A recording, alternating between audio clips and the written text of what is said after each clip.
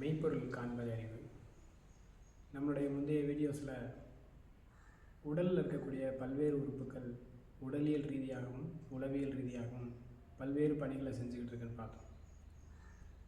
அந்த உறுப்புகள் தன்னுடைய பணிகளில் ஏற்படக்கூடிய தொய்வை எப்படியாவது வெளிக்காட்டும் அப்படிங்கிறது நமக்கு தெரியும். எந்த உறுப்புகள் எந்த மாதிரியாக வெளிக்காட்டும் அப்படின்னு ஒரு சில இண்டிகேஷன்ஸ்லாம் இருக்குது. ஒரு சின்ன எக்ஸாம்பிள் பார்த்தோம் அப்படின்னா, வீட்டில் தூசி தட்டிக்கிட்டு இருக்கும் பொழுது தூசியை சுவாசிச்சிட்டோம் அப்படின்னா நுரையீரல் அதை எதுக்கும் விதமாக தும்மல் அப்படிங்கிற ஒரு இண்டிகேஷன் மூலமாக காட்டும். இந்த உள்ளே போன தூசி என்னை வேலை செய்ய விடாமல் சிரமப்படுத்துது அப்படிங்கிற ஒரு இண்டிகேஷன் அது. அதே போல் நமக்கு ஏற்புடையது இல்லாத ஒரு உணவை நம்ம சாப்பிட்டுட்டோம் அப்படின்னா வயிற்று வலி, வயிற்று எரிச்சல், இந்த மாதிரியான பிரச்சனைகள் மூலமாக இண்டிகேஷன்ஸ் மூலமாக வயிறு காமிச்சு கொடுத்துரும். அதை வெளிக்கொண்டு வர்றதுக்காக வயிற்றால போகலாம் அல்லது வாந்தி வரலாம், ஏதோ ஒரு முயற்சியை பண்ணி அந்த உறுப்பு தனக்கு ஏற்பட்ட சிரமத்தை, தனக்குள்ளே இருக்க ஒரு ஒவ்வாமையை வெளிப்படுத்திடும்.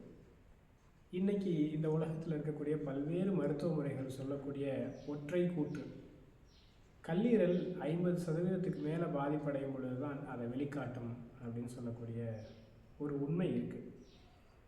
அப்போ 50% முன்னாடி அதை நம்ம ஃபைண்ட் அவுட் பண்ண முடியாதா? இப்போ அது நுரையீரல் சாதாரண ஒரு தூசி உள்ளே போனோடனே வெளிக்காட்டிடுது.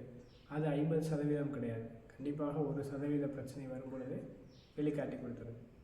ஆனால் ஏன் இந்த கல்லீரல் மட்டும் 50% பாதிப்படைஞ்சதுக்கு அப்புறம் காட்டுது? அது முன்னாடியே தெரிஞ்சிச்சுன்னா நம்ம சரி பண்ணிக்கலாம் இல்லையா? கண்டிப்பாக 50% குறைவாக இருக்கும் பொழுது நமக்கு காட்டும். என்ன மாதிரியான விஷயங்களை காட்டும்னு நம்ம பார்க்கலாம். கண்கள் எரிச்சல் இருக்கும். இது மேபி 10% நான் பாதிக்கப்பட்டிருக்கேன் அப்படிங்கிறத வெளிக்காட்டுறதுக்கு கண்கள் சிவந்திருத்தல், எரிச்சல் கொடுக்கும். எப்போதுமே நாள் முழுக்க கண்கள் சிவந்தே இருக்கலாம், எரிச்சல் கொடுத்துக்கிட்டே இருக்கலாம். இது முதல் பட்சம். ஒரு எடுத்துக்காட்டுக்கு எடுத்துக்கிட்டோம்னா ஒரு 20% பாதிக்கப்பட்டிருக்குன்னு வச்சுக்கோமே. அப்போ தூக்கமின்மை அப்படிங்கிற ஒரு இண்டிகேஷன் மூலமாக காட்டும். குறிப்பாக இரவு 11 மணியிலிருந்து 1 மணி வரைக்கும் இருக்கக்கூடிய நேரத்தில் 2 மணி நேரத்தில் தூக்கக்கெடுதல் ஏற்படும். நான் நல்லா தூங்கிக்கிட்டு இருந்தேன், ஒரு நாய் குலைச்சிச்சு, இல்லை எனக்கு ரெஸ்ட் ரூம் வந்துச்சு, இந்த மாதிரி ஏதாவது ஒரு சாக்கு சொல்லி முழிச்சுக்குவோம். அதுக்கப்புறம் தூக்கம் வராது. கொஞ்ச நேரத்துக்கு, அதிகபட்சம் ஒரு 3/4 மணி நேரத்துலேருந்து 1 மணி நேரத்துக்கு தூக்கம் வராது. அதுக்கப்புறம் நான் நல்லா தூங்கிடுவேன்.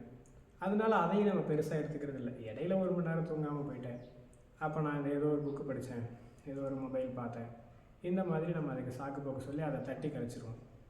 மூன்றாவதாக பார்த்தோம்னா புளிப்பு சுவை அதிகமாக விரும்ப ஆரம்பிக்கும் நம்மளுடைய நாக்கு.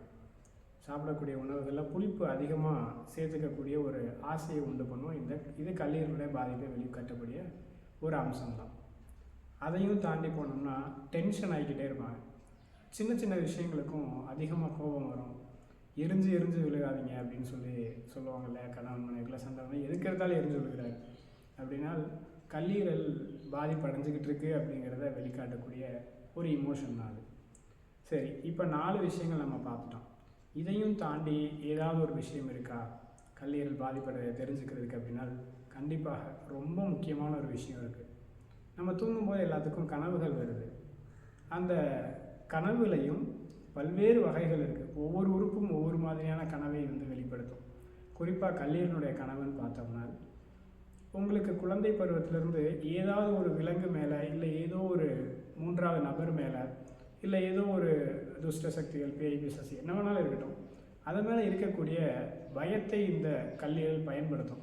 என்னன்னு கேட்டோம்னா, அந்த உங்களுக்கு பிடிக்காத, உங்களுக்கு விருப்பப்படாத ஒரு விஷயம் உங்களை துரத்தும். உங்களுக்கு பயம் தரக்கூடிய ஒரு விஷயம் உங்களை துரத்துவதாகவும் நீங்கள் அதை பார்த்து ஓடுவீங்க. அந்த கனவினுடைய சீக்வன்ஸ் இப்படி தான் இருக்கும். இந்த மாதிரியான கனவுகள் அடிக்கடி வருது அப்படிங்கிறது கல்லீரல் பாதிப்படைஞ்சிக்கிட்டு இருக்கு அப்படிங்கிறத வெளிக்காட்டக்கூடிய ஒரு இண்டிகேஷன் தான். இது 50% பாதிப்படைவதற்கு முன்னதாகவே இந்த மாதிரியான சிம்டம்ஸ்லாம் காமிக்கும். இப்போ 50%க்கு மேலே போயிடுச்சு அப்படின்னா என்ன மாதிரியான சிம்டம்ஸ் இருக்கும் அப்படின்னா நம்ம எல்லாத்துக்கும் தெரியும். மஞ்சள் காமாலை, ஜாண்டிஸ் வர்றது. ஜாண்டிஸில் ஸ்டேஜஸ் இருக்குது இல்லையா? சிவியர், மைல்டு, மாட்ரேட், இந்த மாதிரியான ஸ்டேஜஸ்லாம் வரும். அதையும் நம்ம உதாசீனப்படுத்தும் பொழுது லிவர் சிரோசிஸாக மாறலாம், லிவர் லீசன்ஸாக மாறலாம், maybe it may go up to liver cancer. இது உடலுக்கு தகுந்தாற் போல் இப்படி தான் வரும் அப்படி தான் வரும்னு சொல்ல முடியாது. அவங்களுடைய உணவு முறை, பழக்க வழக்கம், உடல் தகுதிக்கு ஏற்ப நோயினுடைய தன்மைகள் வந்து மாறிக்கிட்டே இருக்கும். இது எல்லாத்தையும் நம்ம சரி பண்ண முடியுமா? 50% மேலே போயிடுச்சு அப்படின்னா அதை சரி பண்ணுறது கொஞ்சம் கஷ்டம். இன் ரேர் கேசஸ் ஹாஸ்பிட்டலில் சொல்லி நம்ம கேள்விப்பட்டிருப்போம். நம்ம நுரையீரல் ஏதோ ஒரு பிரச்சனை அப்படின்னு சொல்லி டாக்டர்கிட்ட போயிருப்போம். அவங்க மெடிசன் கொடுத்துக்கிட்டு இருப்பாங்க. கொடுக்கும் பொழுதே ஒரு ஸ்டேஜில் என்ன சொல்லுவாங்க, லிவர் சப்போர்ட் பண்ண மாட்டேங்குது அப்படின்னு சொல்லுவாங்க. அப்போ நான் நுரையீரலுக்குன்னு பிரச்சனைக்குன்னு போனேன், இதுனா லிவர் சப்போர்ட் பண்ண மாட்டேங்குன்னு சொல்கிறாங்க அப்படின்னாலும், நுரையீரல் அவ்வளவு முக்கியமான உறுப்பு. அதே போல் கல்லீரல் அதை விட ரொம்ப முக்கியமான உறுப்பு அப்படிங்கிறத இங்கே நம்ம புரிஞ்சுக்க முடியுது. வேறு ஒரு உறுப்பில் இருக்கக்கூடிய நோயை நம்ம சரி பண்ணணும்னாலும் லிவர் சப்போர்ட் பண்ணால் தான் சரி பண்ண முடியும். அப்படிங்கிறனால தான் இப்போ லிவரை எடுத்து நம்ம பேசிகிட்டு இருக்கோம். அவ்வளோ முக்கியமான ஒரு உறுப்பு. இதை நம்ம எப்படி சரி பண்ணிக்க போகிறோம் அப்படிங்கிறத பற்றின அடுத்தடுத்த வீடியோஸ் நம்மளுடைய சேனலில் வந்துக்கிட்டே இருக்கும். நம்ம சேனலை சப்ஸ்கிரைப் பண்ணிக்கங்க. அடுத்தடுத்த வீடியோஸை மிஸ் பண்ணாமல் பாருங்கள். இதை பற்றின ஒரு முழுமையான வகுப்பும் நம்ம ஆன்லைனில் எடுத்துக்கிட்டு இருக்கோம். அதை பற்றின விவரங்களும் டிஸ்கிரிப்ஷனில் இருக்குது. தேவைப்படுறவங்க வகுப்பில் ஜாயின் பண்ணிக்கலாம். அடுத்த ஆன்லைன் வகுப்பு ஜனவரி மாதம் 2025 25வது வருடம் ஆரம்பிக்கிறோம். தேதி லேட்டராக நம்ம வந்து டிக்ளேர் பண்ணுவோம். ஸோ அடுத்தடுத்த வீடியோஸ் பார்க்குறதுக்கு நம்ம சேனலை சப்ஸ்கிரைப் பண்ணுங்கள். நன்றி.